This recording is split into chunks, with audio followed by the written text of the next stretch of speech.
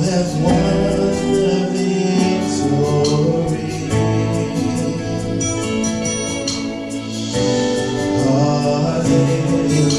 Hallelujah. You have won it all for me. Death could not hold you down. You are the risen King, seated in majesty. You are the risen King.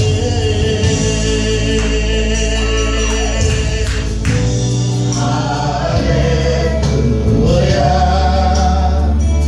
You have won the victory.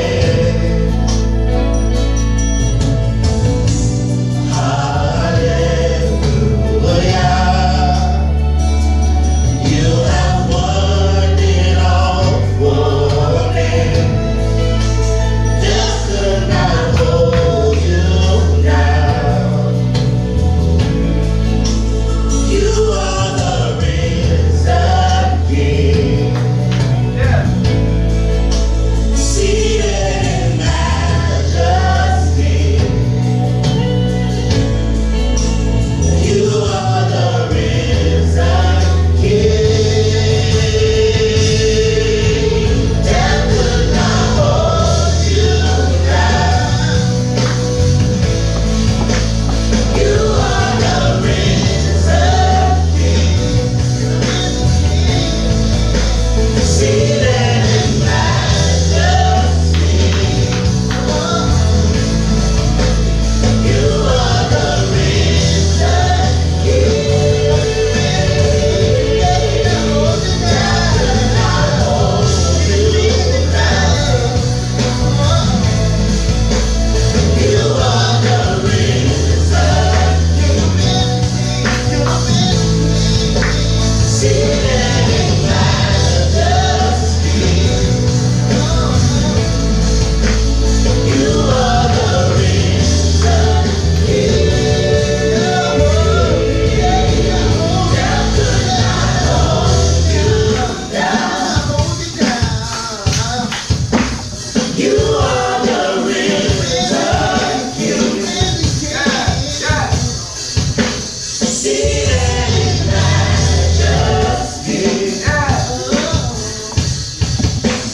You are the risen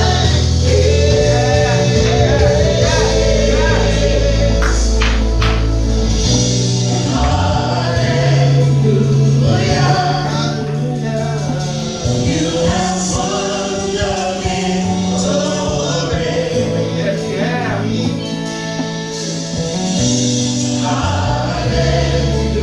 Hallelujah. You have won it all.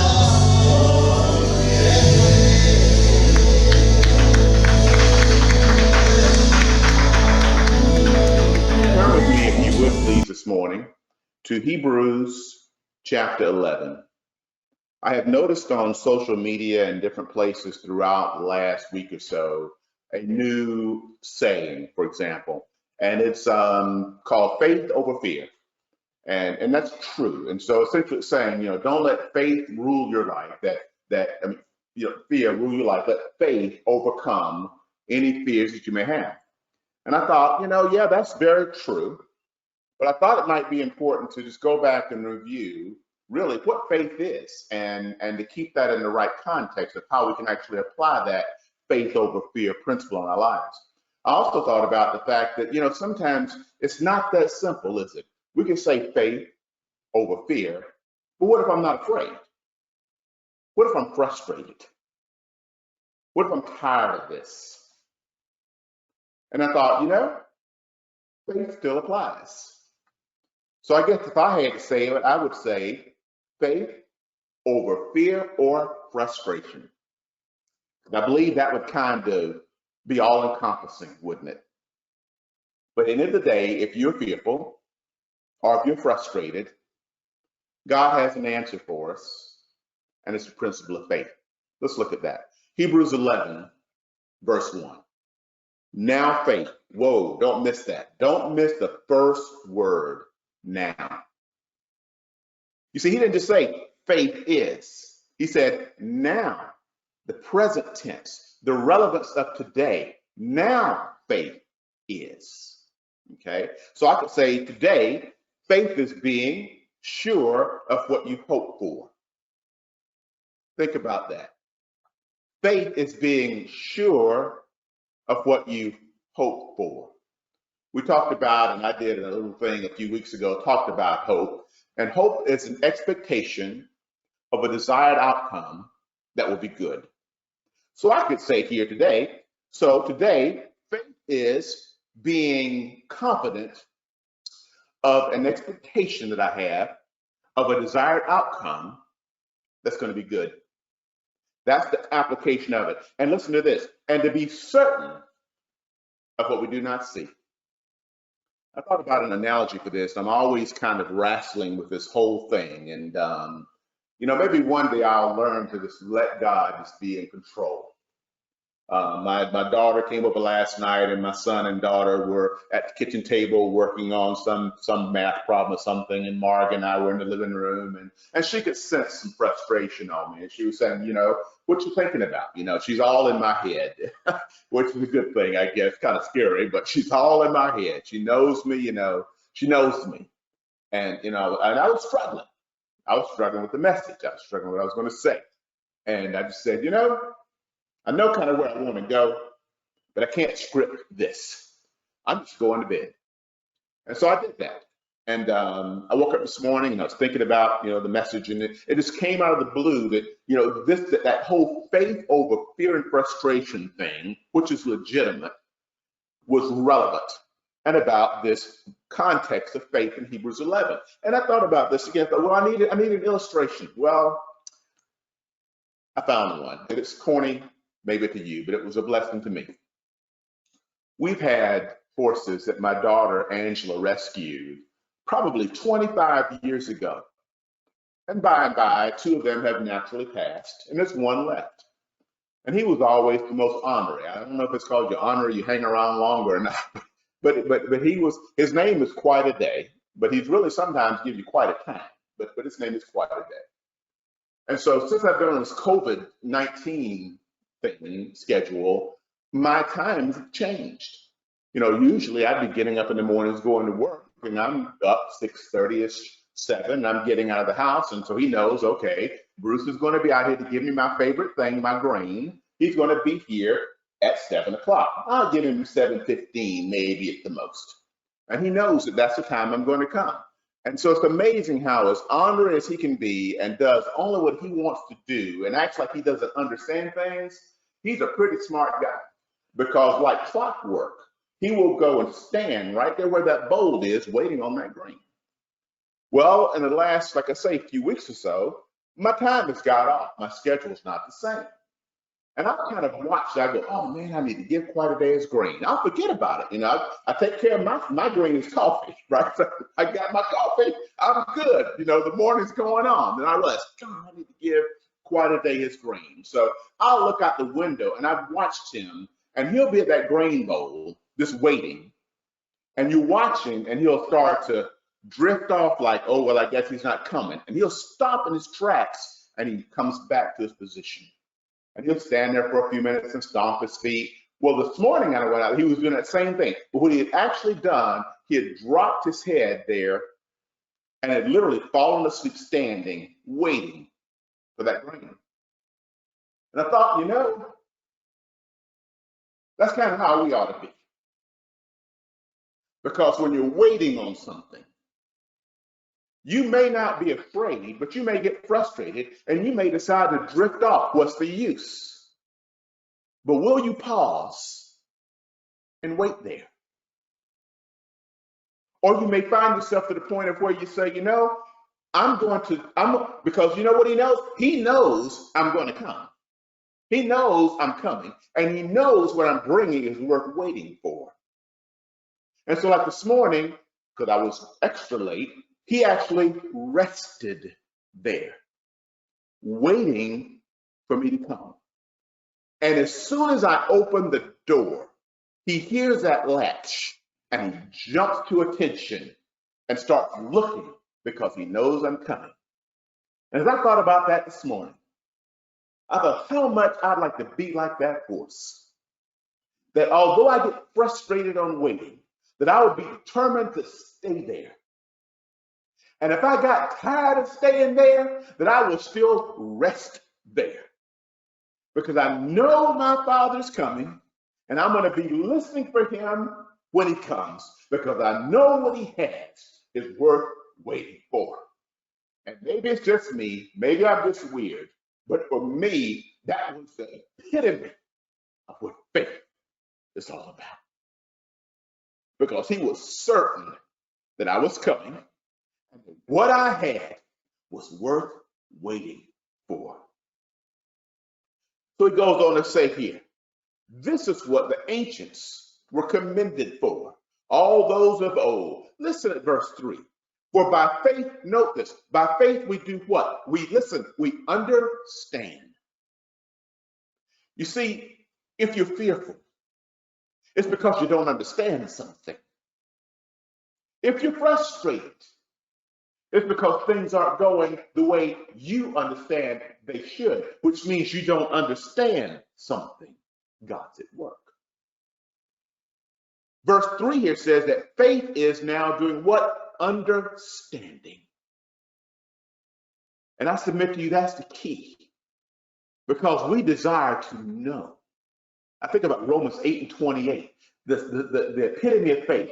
And we, verse 8 and 28, and we, Romans 8, we know, listen to that word, we what? Know in all things. God does what? Works. We know in all things God's working for the what? Good of those who love the Lord and are called according to his purpose. That's faith. It goes on to say here then, by faith we understand something vast, the universe, how it was formed at God's command, so that what is seen was not made out of what is visible. I thought about this. I thought about last night, Matthew and Alicia working through some problems in math. And I think of scientists and all those right now that are trying to figure out a solution and a cause or a result for how we can mitigate this whole COVID thing and coming up with something that we could use, a vaccine. And what they're doing is they're studying the behavior of this disease, and they're studying the biology of it. And as I think about that, we're studying something that was really something that's beyond our understanding, but we're trying to more and more understand it. And that's how life is. We want to understand.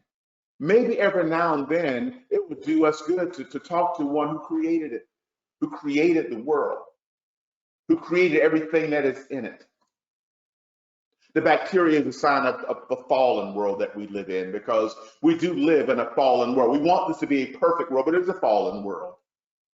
You can see it in the seasons when you look at, for example, how when summer turns to fall and the leaves die, decay, and fall off to the ground. We see it when things that come up that were once beautiful and blossoming now seem dead and lifeless. But if you give it a minute, you're going to see that it's going to bring forth life again. And there's a cycle that occurs, isn't it? Where there's this cycle of life and new birth of a newborn baby. And then there's again the cycle of death, where it may be sometimes preempted by time or from an old age. There's a cycle, and that's how this world kind of operates in this cycle mindset. But we, being designed for eternity, we get frustrated with that, because we see what we're in this environment of cycles of life and death, of new and decay, but we are designed for something more. We're designed for this thing called eternity, this everlastingness. And so therefore we sometimes get confused, but the word says here, don't be, because you understand God is indeed at the core, the source of everything we study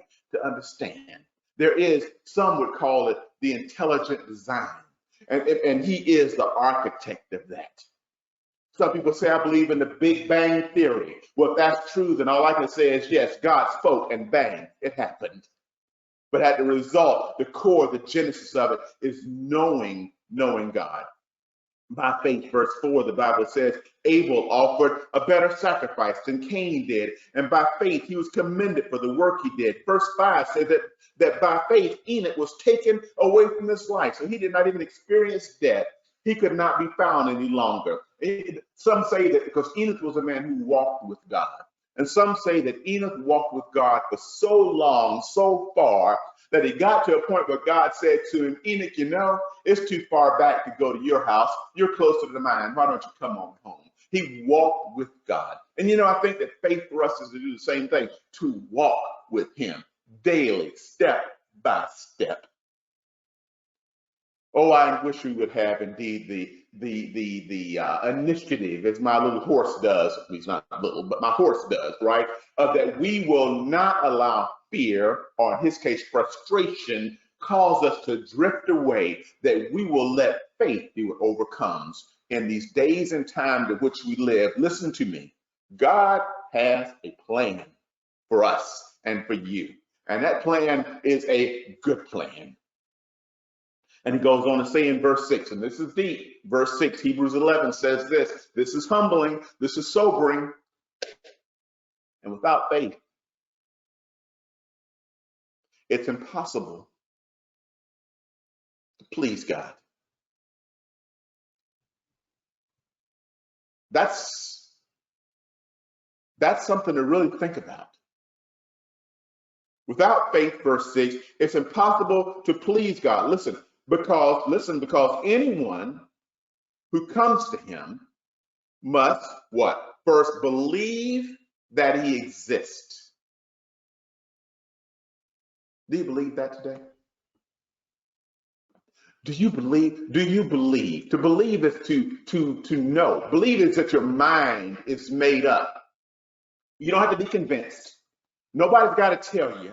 Nobody's got to show you. You know it. You stake your life on it. He says here, to believe that he exists and that he rewards those who earnestly seek after him. So, what do we do with this faith thing? Does this faith thing mean that we somehow now ignore the situations that are going on around us? I don't have to do any protection because I got faith. I don't have to worry about this virus getting on me because I have faith. Look at everybody else. They're moving on, doing things, and they're okay. My mother would have said, so we know where we're going. So if everybody's jumping off a cliff, you're going to jump off too? Somebody say, well, maybe if I got a parachute on. but no. So what do we do with this? I wanted to turn to this, I thought it was relevant. James chapter 1 as we leave today. So we believe that faith is the answer. We know that we want faith to be that which overcomes fear or frustration. We understand that faith is believing that God has an answer. That hope we talked about, that's that expectation for desired outcome that God has said is good. We know that without faith, it's impossible to please God. We got that. So now what do we do with this? What do we do? What do we do with this faith thing? Because I'm sure God didn't want me to become dumb. Surely he doesn't want me to be thinking about this situation. Surely I'm not supposed to just be, just oblivious to what's happening around me. What do I do with this faith? How is it? Is faith to be blind and ignorant? No. James chapter 1, very timely. The brother James wrote this to the people of his day. In fact, they were called the 12 tribes scattered among the nations. Don't miss that. James chapter 1, James is writing to who he says are the 12 tribes scattered. Don't miss that word, scattered. Scattered is not a nice word. Scattered is like exile. Scattered is like worse than quarantine. Scattered is like separated from everyone that you care about, everything that you know is common. It's just like Jeremiah's people that day when they said, how long are we going to be in exile in Babylon? So he's speaking to those people who were scattered, note this, all over the place among the nations. And what does he say to them? Verse 2. Consider it pure joy. Wow. He's saying, consider now, COVID exiles, Consider it pure joy now when you face trials of many kinds. Wow. Listen, why? Because you know, verse 3, and I'm asking, do you know this? Because you know that the testing of, don't miss this, the testing of your what? There's the word, faith. It does something. It's not frivolous. Listen, it develops perseverance. It gives you the ability to stick it out. This time is not designed to break us. This time is designed to strengthen us. This time is not designed to frustrate us. This time is designed to build us up in trusting him with all our hearts and leaning not into our own understanding, but that in all our ways we would acknowledge him so that he may make our path straight. This time is designed specifically for people of God to know him better than we've ever known him before. And so again, he says here, perseverance, but don't miss verse 4. But perseverance must do what? It must finish its work. So that you may be, here's another word, mature. Wow, that's a whole nother message. And complete, that's a blessing. Not lacking anything. Man, have you thought about that this time we're in, this whole situation and the frustration and the trials? Do you think about it in the context of that what's happening to me? That what he is saying, I want to make sure you're able to stand strong. I want to mature you, and you're not going to be lacking any. Wow. How many of us think we've lost something in this time? Oh, I've lost my freedom. I've lost the ability to go where I want to go. I've lost the ability to do what I want to do. He says, you're not going to be lacking anything. Well, what am I supposed to do with this? Verse 5. Here is the substance, if you will, the tangibility of faith. Verse 5. If anyone lacks, here's the word. I'm not asking you how smart you are. I'm not asking you how streetwise you are. I'm not asking you how much brains you have. I'm asking if you have wisdom. And wisdom is to be able to discern what God is doing and understand your role in his work. Wisdom is to discern what God is doing now, that now faith now, and understand your role in his work. Notice that it's not about what you're doing, because that's what's happening sometimes. We're so caught up with us. It's what's God doing. And what's our role in what he's doing? Well, let's see what he says as we leave. Verse 5. If anyone lacks wisdom, understanding what God is doing and knowing what our role is in it, he should ask God. That comes through prayer, through seeking him in his word. Who gives generously without finding fault. Everyone is qualified, and it will be given to them. Verse 6. Verse 6 is the result of what happens when fear and frustration rules your life instead of faith. But when you ask, you must, there's that word again, believe, be convinced, mind made up, and not doubt what happens when you find yourself being led by faith, by fear, or by frustration. Because he who doubts is like a wave of the sea, blown and tossed by the wind, chaos. That man or woman should not think they will receive anything from the Lord. It's not that he doesn't want to give it, because he already said he's not trying to find fault in you. He said he's going to give it generously. It's by our action of choosing to doubt, choosing to be frustrated, choosing to let fear dominate our lives, that we miss out on what God is doing. Verse 8 says that they will be unstable and double-minded in all their ways. I find it interesting. In these times, God says, I have a plan that's for a good result in your life. Yet, we find ourselves on the other end of that spectrum, thinking that this is the most dire, dark, worst times of our existence. It's my prayer today that we would begin to transition. Here's a word. Joshua told the people, and we're going to go. I'm sorry, I had so many things in my mind today, and I'll hurry up. Joshua was telling the people on the day when they were going to finally cross over to the promised land, their hope, their future, that desired outcome. There are people there who were frustrated. They were scared. They didn't know. They didn't want to shift from here to here. And Joshua told them, choose you this day whom you will serve.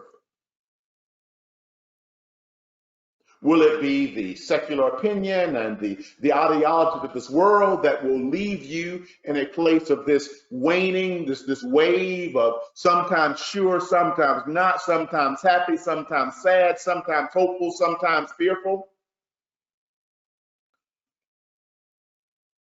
Oh, you make that transition. Choose you this day whom you will serve. Be it the God of this world, the things that's happening here, or in the Lord. He said, as for me and my house, we'll serve the Lord. He made a choice to transition from this mindset to this mindset. We can allow faith to overcome fear and frustration by one simple act that God has given us authority over in our lives. And that's the act of making a choice. There's power in our choices. What are we holding on to ourselves? As the little fella said a few minutes ago on the video. Because we hold on to ourselves, it's not worth very much. When we put it in the hands of God, it will overwhelm you and exceed your wildest expectations if you choose to trust Him. I close with a verse from Corinthians that Paul said, no eye has seen, no eye, no ear has heard, no one's heard the plans I have for you. Say your name, says the Lord. But He has revealed it to you by His Spirit. So no eye has seen, no ear has heard. Neither has it entered into the hearts of men, women, boys, and girls the plans I have for those who love me. But I'm willing to reveal it to you with wisdom if you ask. And just don't doubt. Trust Him. God's got a plan for you, even in this time in which we live. And He has promised you by faith that it's good.